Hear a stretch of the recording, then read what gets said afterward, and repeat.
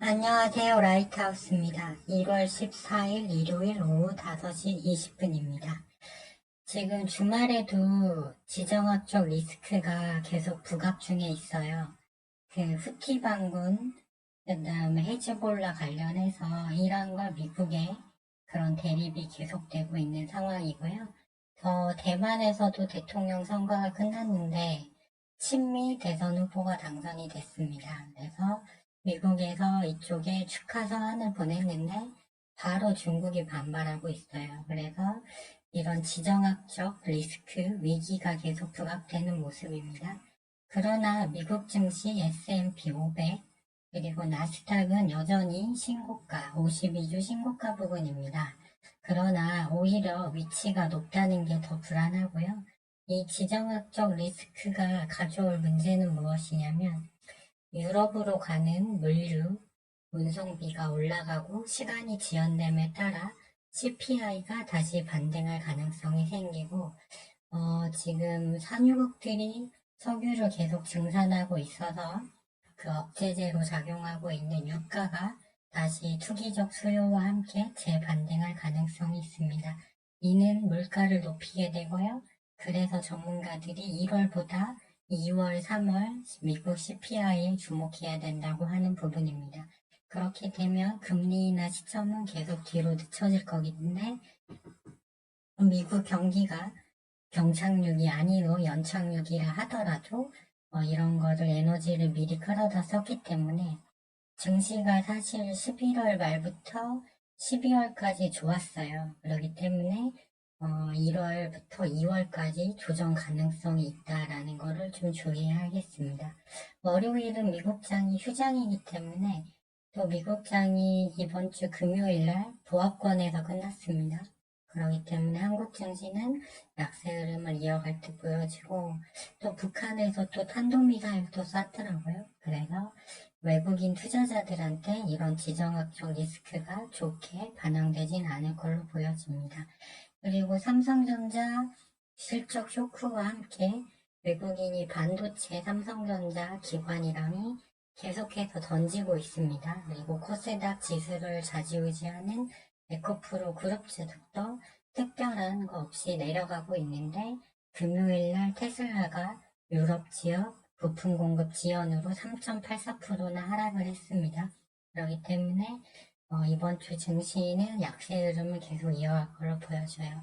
하지만 지수의 약세 원인이 되는 섹터, 즉 약세 원인이 된 것이 반대로 상승 가능성이 있습니다. 이걸 우리가 해칭 종목이라고 하죠. 그래서 지난주 목요일 저녁에도 금요일 날 이번 주 해운주 강세 흐름이니까 대한해운부터 해서 좀 관심 가지라고 말씀드렸는데 여전히 해운주가 되겠어요.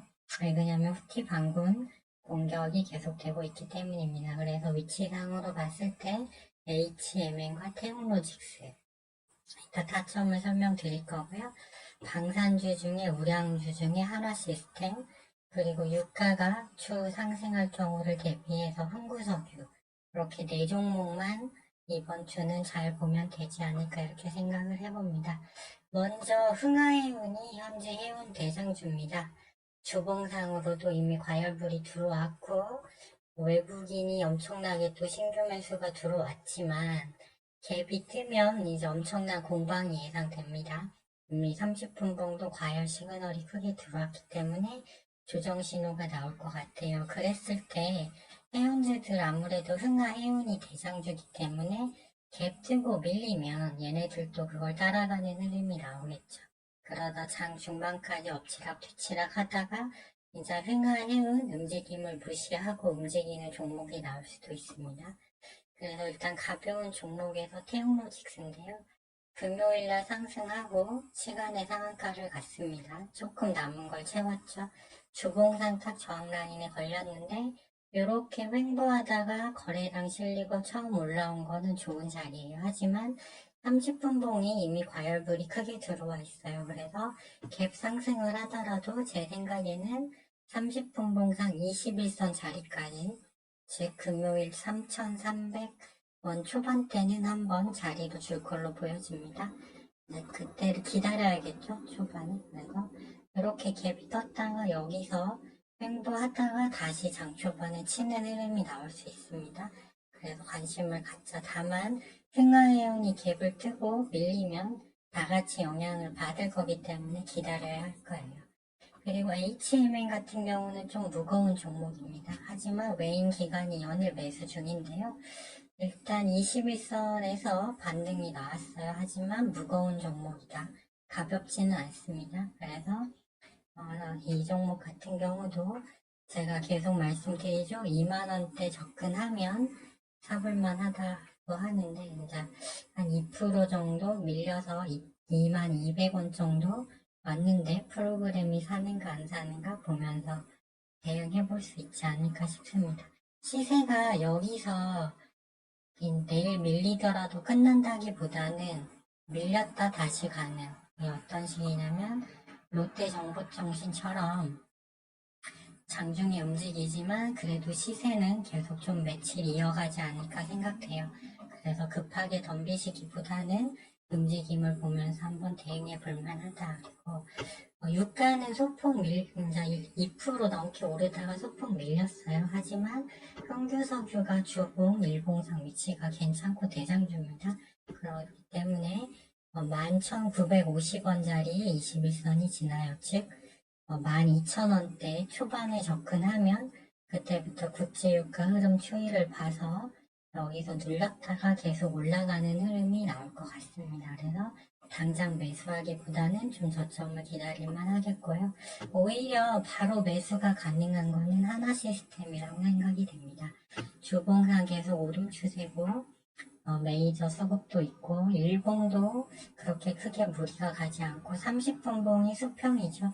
그렇기 때문에 지금 지정학적 리스크 확전 우려가 부각되고 있기 때문에 밀려봤자 밑으로 1.4%입니다. 그렇기 때문에 장초반 여기 밀렸는데 프로그램이 순매수다. 그러면 한 4% 정도 또는 경우에 따라서 초반부터 좀 치고 올라갔을 때 5% 이상은 단타 자리가 나올 걸로 보고 있습니다. 그래서 이 정도만 집중해서 보는 게 좀 좋을 것 같고요. 그리고 나머지들은 일단 지수가 밀리면 개별주들이 움직일 수도 있겠지만 그렇게 강하게는 못 줄 것 같아요. 제가 지속적으로 관찰해야 된다고 지난주에 말씀드린 롯데 정보통신도 이제 시세를 주고 30분 봉이 꺾이기 직전이라 좋지 않아 보이고요. NKCP도 30분 봉이 여기서 더 밑으로 잠기면 밑으로 내려온다는 건데 문제는 외국인 매도가 너무 강하다. 그게 좀 좋지 않아 보입니다. 그리고 유니트론텍은 시간에서 6.5% 올라서 갭이 뜰 거기 때문에 로봇 쪽으로 움직이는데 역시 이것도 더 올라가면 고점이죠. 일봉상 과열 떠 있으니까 좋지 않아요. DNC 미디어 정도만 한번 위로 더 갈 수도 있을 것 같아요. 한타 정도는. 하지만 거래량이 너무 없어요. 일거래량이. 그렇기 때문에 거래량이 이날처럼 1월 8일처럼 강하게 실리면서 가는 게 아니라면 얘도 이렇게 올라가는 척 하다가 순식간에 꺾일 수도 있거든요. 그러니까 얘도 별로 좋지 않아 보입니다. 그래서 일단은 태용로직스, HMM, 홍구석유, 하나시스템 정도만 관심 있게 보자. 장 초반에 너무 급하게 따라붙지 마시고 지수하고 이런 움직이는 흐름을 조금 보면서 좀 시간을 갖고 분할 매수 개념으로 대응하시면 좋지 않을까 생각됩니다. 네, 모두 주말 잘 보내시고요. 저는 이제 관심주가 있을 때만 영상을 올리니까 없으면 영상이 안 올라오면 당장 매수할 게 없구나 이렇게 생각하시면 될 것 같습니다. 시청해주셔서 감사합니다.